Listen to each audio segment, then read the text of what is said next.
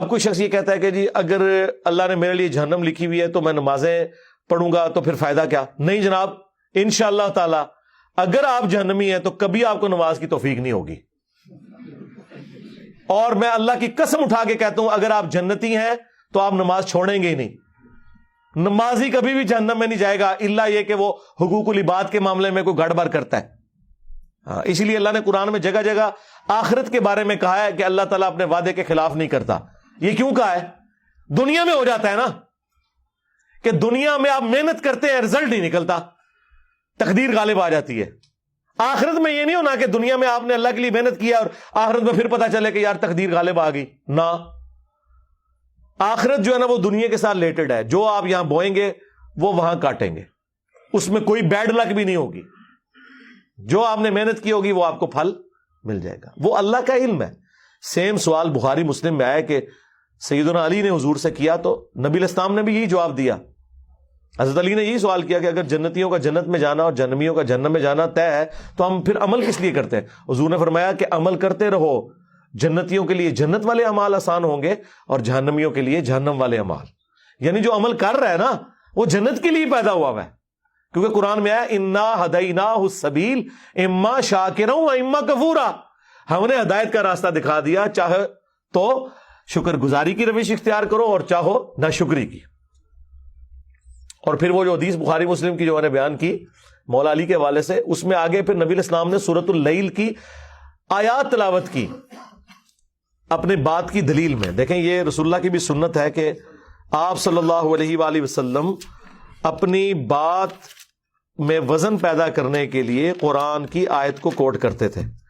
جب نبی علیہ السلام نے حضرت علی سے یہ کہا نا کہ عمل کرتے رہو، جنتیوں کے لیے جنت والے عمل آسان ہو جائیں گے اور جہنمیوں کے لیے جہنم والے، پھر آپ نے یہ آیت تلاوت کی سورۃ اللیل، سورت نمبر 92 پارہ نمبر 30 میں،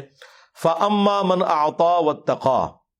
بلکہ اس سے پہلے ہے إِنَّ سَعْيَكُمْ لَشَتَّى، بے شک تمہاری جو کوشش ہے مختلف ہے، یعنی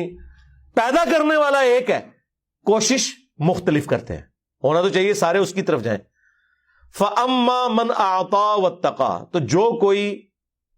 عطا کی روش اختیار کرے، یعنی اللہ کی محبت میں مال خرچ کرے لوگوں کے اوپر، واتقا،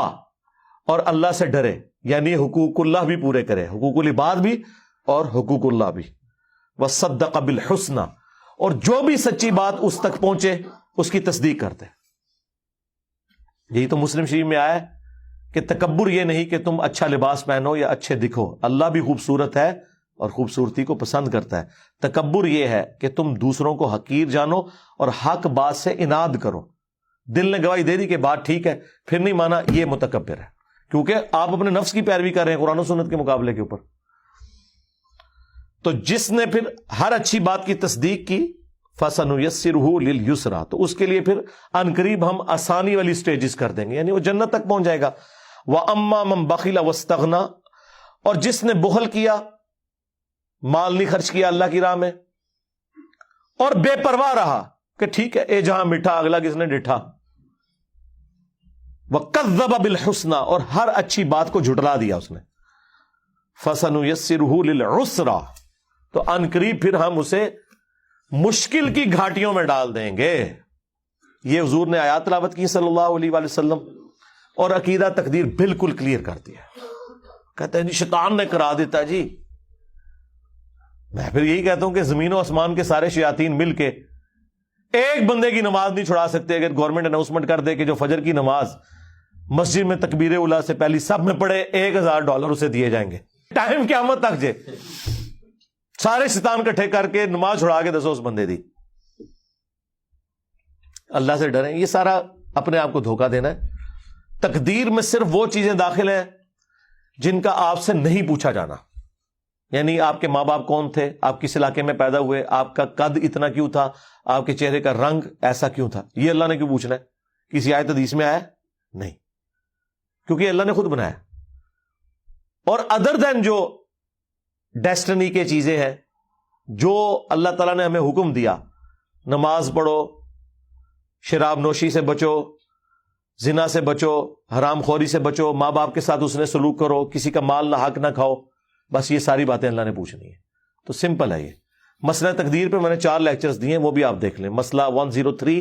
104 ABC، قرآن سے 200 آیات میں نے کور کی ہیں صرف تقدیر کے ٹاپک پہ. اور بخاری مسلم کی وہ تمام احادیث جس کو جبریہ یوز کرتے ہیں کہ جی تقدیر میں